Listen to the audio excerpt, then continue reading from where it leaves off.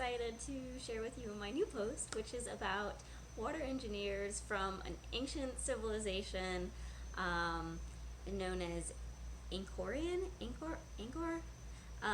guys, you maybe have seen the Cambodian flag, and there's a historic temple and on the very front center of the flag. That's Angkor Wat, which some people consider is one of the eighth wonders of the world. I use air quotes because I think there's a lot of things that people consider the eighth wonder of the world, but it's a huge temple in Cambodia, where the bouncing off point to go see it is Siem Reap. So a lot of people fly into Siem Reap, and it's a little bit of an expat slash touristy town. It's very small.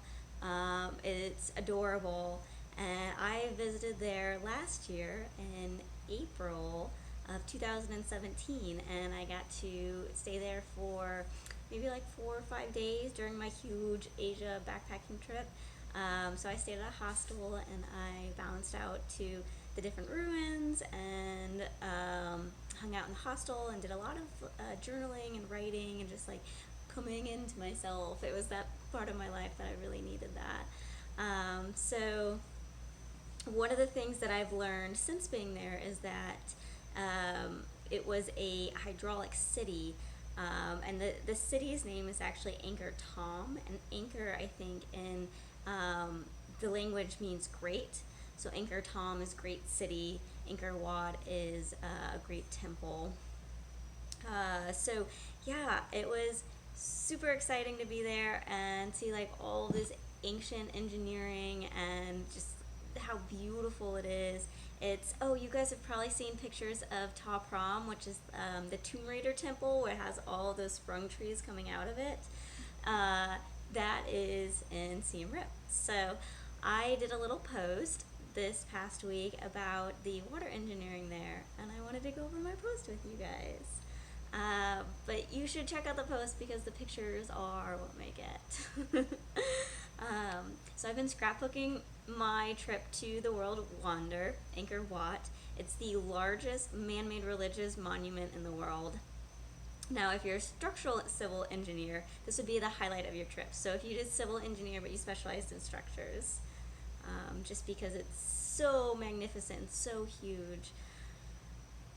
I am not a structural civil engineer. I do water resources engineering, also a type of civil engineering. So the highlight of my trip was really Angkor Thom, which, as I mentioned, means great city, and it's considerably larger than all 5 of New York City's boroughs.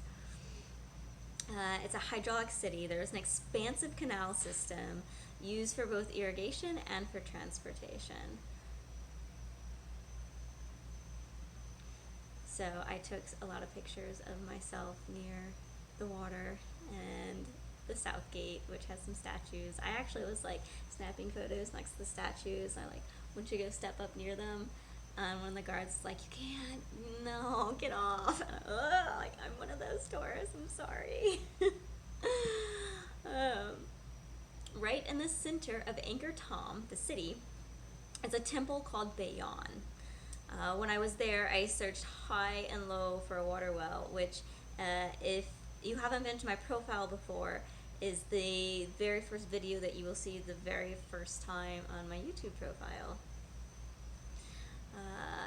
Now, that was the highlight of my trip.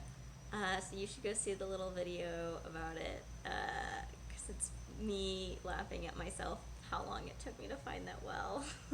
I was searching for something that was just like a hole in the ground, and I forgot that for other civilizations and people, for civilizations that aren't modern, where you can just like turn on a water and get some tap, water is a huge thing, is the source of life. So they make sure that their wells are very much like structurally sound, and they're huge, and there was like a little walk up to it, and you could like peer over the railing and see the well. A beret is a reservoir from the Khmer Empire. Some historians think that they were spiritual in purpose, Knowing the climate of the area, which is heavily monsoon driven, with heavy rain some of the year and hot on other times of the year, they probably also use the reservoirs for irrigation and flood control. So how big is this reservoir that's in the city, or I guess it's next to the city? You can see the little image on the post. The Watermark is the largest hand-cut reservoir on Earth. It's not surprising if you take into consideration that Angkor Wat, the temple, is the largest religious monument on Earth. So the Khmer knew how to build like rock stars. They knew what they were doing. The reservoir, Watermark, can hold 13 billion gallons of water, which is the equivalent of 15 Superdomes worth of water. Superdome from New Orleans. For groundwater folks, it's equivalent to 38,900 acre feet of water, just a hair smaller than the massive engineering reservoir that I am working on in South Texas. In fact, the reservoir, Watermark, is so big, there's a Hindu temple on an island that was built in the middle of the reservoir. That's how big it is.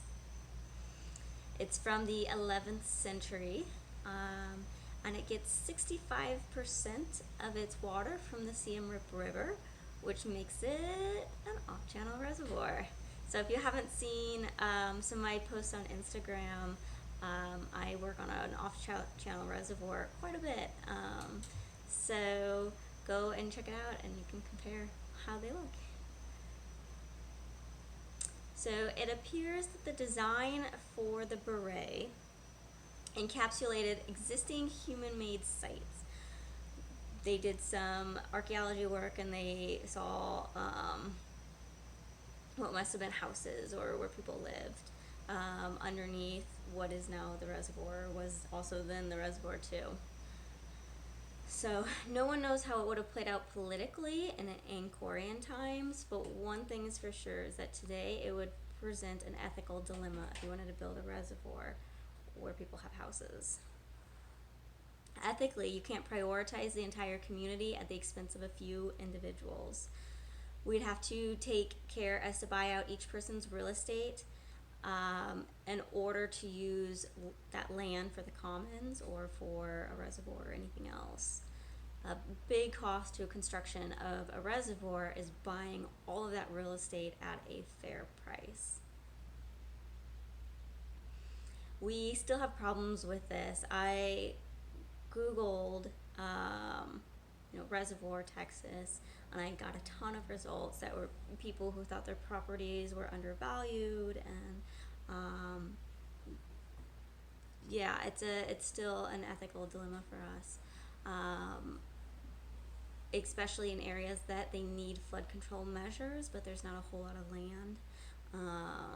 You still have to buy that land at a fair price, and so some of the articles I was reading were actually in Dallas, so it's a lot closer to home than you think. So this is the reason that in the professional engineering exam, there's an ethics portion. There's 6 fundamental canyons. Engineers, in the fulfillment of their professional duties, shall hold paramount the safety, health, and welfare of the public, perform services only in areas of their competence, issue public statements only in an objective and truthful manner, act for each employer or client as faithful agents or trustees, avoid deceptive acts, and conduct themselves honorably, responsibly, ethically, and lawfully as to enhance the honor, reputation, and usefulness of the profession. So I was also at Watermark. I walked around and I found the lock, like a lock and dam, and I ate some pineapples on it, and I looked at the slide gates, and they had little tents where you could go and like there were hammocks under it, but it was very much, I think, for the locals, and so I got out of there kind of fast. A professor from Arizona State University, Larry W. Mays, has a blog that details the ancient water systems. It's www.ancient ancientwatertechnologies.com. And he's got one post on the Khmer civilization. So if you have some time, go and check it out. And I'll put a link in this description, and there's also a link in my blog post. And check out my pictures of me at the Top Ram Temple, pretending to be Tomb Raider. So that is my post on Angkorian engineering. I was very excited when I found out that there's so much hydraulics at this ancient city, and I just loved my time at Angkor Wat. Waking up, I woke up probably 4 a.m. and went out and saw a sunrise with all the other tourists. We're all just like, you can't go into the temple before 5 or 6 a.m. or whatever, so we all just hung out outside, and I took a little tuk-tuk that I just had the hostel had the hostel reserved for me, so he picked me up at like 4:30 in the morning, and we drove out there, and I just kind of hung out and watched the sun come up. And then once we could go into Angkor Wat, I dipped over and went to what's the library, which is not like, you have this huge temple that's like the main tourist attraction, and you have to just like walk through this space up to it, and there's other little buildings on the way up that kind of get ignored because they're not the main attraction. And I went over and found what was the library, and had some awesome staircases and awesome little reliefs, bas reliefs, the murals out of stone, and I watched the sun coming up from the library, and it was really fun. And then after that, I headed to, where did I go? I think I went to Bangkok right after that. So I'm working on my scrapbook now, and it's been a lot of fun just looking at the pictures and how I looked a year ago and what all has changed in the past year. So yeah, check out my post. Give me some love down in the comment box. Subscribe, hit the little bell so that you get emails whenever I post videos. And I'll see you guys next time. Bye!